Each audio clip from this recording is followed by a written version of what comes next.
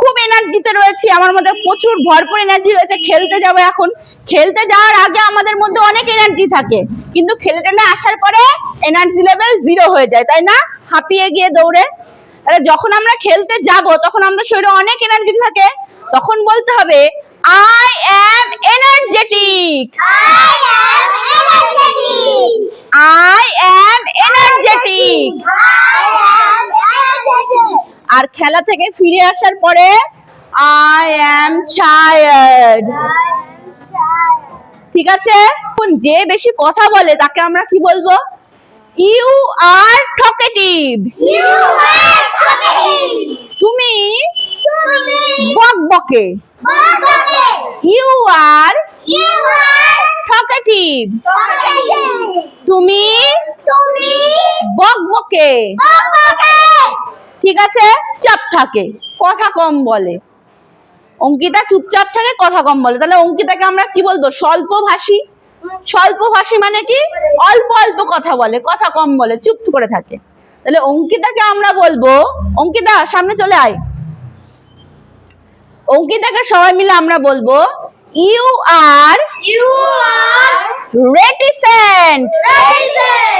রেটিসেন্ট মানে হচ্ছে স্বল্পভাষী বা অল্প কথা বলে যে।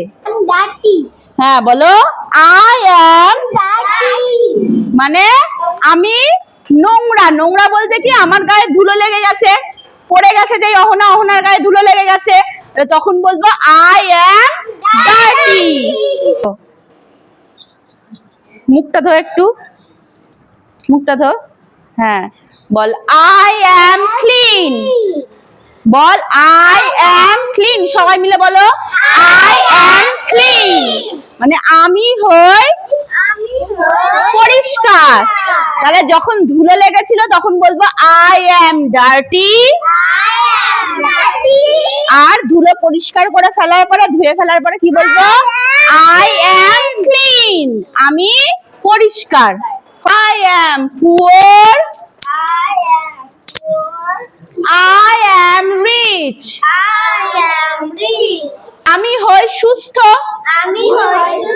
তাহলে দুটো হতে পারে, I am healthy